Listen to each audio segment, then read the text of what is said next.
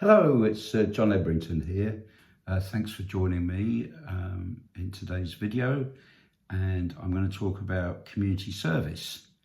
I was back in the 1980s when I first joined the probation service. I was indeed a supervisor of people working on community service projects, and then later in the 1980s and the early 1990s. I was a community service officer and I organised projects in my local community.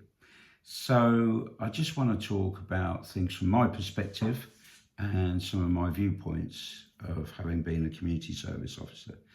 So first of all, I think I would say that I found the job quite rewarding. It was tough in that you had to chase people up and make sure that they attended, and if they didn't, you had to instigate disciplinary proceedings against them, and if they continued not to turn up, you had to take them back to court. So that was a big part of the job, actually, was you had to really be able to prove that you'd properly instructed them and that they'd failed to attend without a reasonable excuse. So, and you had to have proof. So it was quite involved, but for me, it was quite enjoyable and really lovely to do much needed work in the local community that otherwise wouldn't be done. So the whole point of community service is that you're doing work that wouldn't be done normally. You're not taking away people's jobs by providing community service workers. You are doing work that's unpaid, and you're not replacing a paid post, but you're adding, and you're helping non-profit organisations.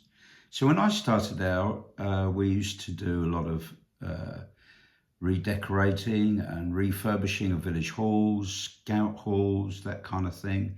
We used to go around gardening for pensioners that couldn't keep control of their, often would be like jungle clearance of overgrown gardens of the elderly. And then, so you had people, you carefully selected them and you put them in various groups. And some people who maybe, like, for example, there was a university girl who had made a false statement following an accident, which is a serious offence, but she presented no real risk. And I had her work in a women's refuge. You know, I contacted the women's refuge and she was work there. Other people maybe work in a charity shop, and there's a lot of positivity, not only for the charity getting some good work done, but the person can develop and improve their self-esteem and cope and things like that, and really do well, you know, and do some positive work for the communities is quite good. So it's the idea of community service is that it's a productive punishment, really, that you're doing something worthwhile. So anyway, it started in the 1970s, and my perception of it, you know, in the 1980s was that it was started really as a strict alternative to custody. That's how it started. But in practice, it didn't really happen like that from my perspective. So during the 1980s, my feeling was it became a bit of a two-tier order, that if you got a community service order from the Crown Court, it was a strict alternative to custody. And if you didn't do it, the judge would see you, the judge would see the person again and make sure that that if they felt that they hadn't done it properly and that they willfully avoided doing the order, they would send them to prison. But this wasn't the case in the Magistrates Court. So, I mean, in the early days, about 240 hours imposed was the equivalent of about a year in prison. So 120 was about 6 months. But this was the Crown Court. But in the Magistrates, what I felt started to happen was a bit of a devaluation of the scheme, in that the magistrates began to impose quite lengthy sentences on lesser offenders. And when they breached, they wouldn't be going to prison. No, they had to pay a small fine, or later, because it became quite a problem, they were able to add more hours. But this was later, back in the 1990s. So you can see that a pattern began to develop. The other thing that's happened over the years is that there's been a remarketing of community service on many occasions by the politicians. And it's if, like, you get one party win an election, and then you get a new batch of politicians coming in, and the Home Office minister you get can make a huge impact on your life. And they start imposing their ideas upon you. Years ago, they used to issue white papers and consult with you, but it's no longer really the practice of politicians to do that. They often just impose what they want you to do without any consultation, particularly with grassroots professionals. And I think that can be a bit frustrating. So what happened was they thought, oh, we must remarket this community service. It's not really acting as a alternative to custody. We need to stop. Our prisons are full. We need to get more people on community service. Instead of calling it community service, let's call it community punishment orders. Carries on, no real change. And then you get a new batch of politicians in and they go, no, let's repackage it. Let's make it sound tougher. Let's call it hard unpaid work. So they start making it unpaid work condition.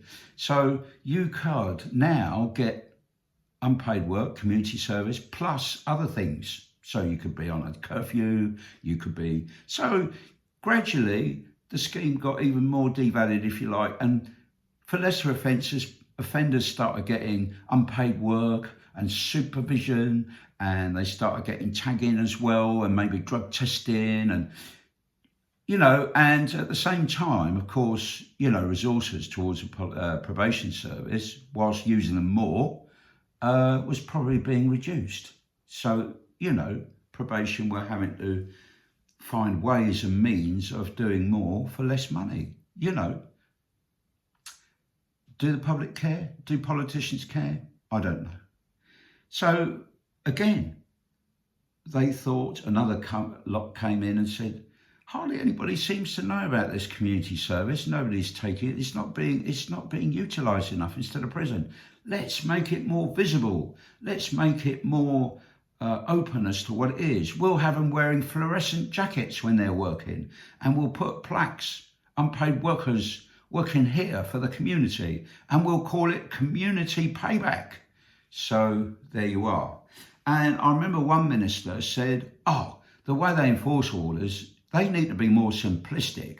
They need to be like dealing with footballers, with yellow cards and red cards. We'll have the community service officers sending out yellow letters on yellow paper, and then we'll send out letters on red paper.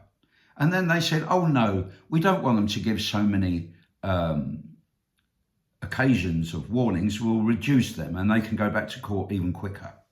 So we brought in loads of red paper, and then we had stacks of it, and we didn't really have opportunity to send out red letters anymore. They were all yellow. So my kind of plea is that I wish politicians were a bit more like the old days, like Winston Churchill used to do. He used to really enjoy and relish going to talk to people upon the shop floor who knew about the work and say, what do you suggest? And I really would encourage politicians to consult more with the professionals, to go and visit them, go and ask them for solutions, ask them their ideas, find out from them, rather than impose willy-nilly ideas like red and yellow paper and stuff like that. Talk to us first, Anyway, I'm retired from all of that now. So, but anyway, I hope you found this video interesting. But there you go. Community service has changed name about 5 times, but to be honest with you, it basically remains the same. It's gone up to about 300 odd hours now that they can impose. But has it made an impact on reducing the prison population? Do you know, I doubt it really. But has it brought more work upon the probation service? For sure, yes. Is community service worthwhile? I passionately think so. You know, I was involved as a community service officer with a whole variety of work that we did for the community, you know, litter picking, gardening.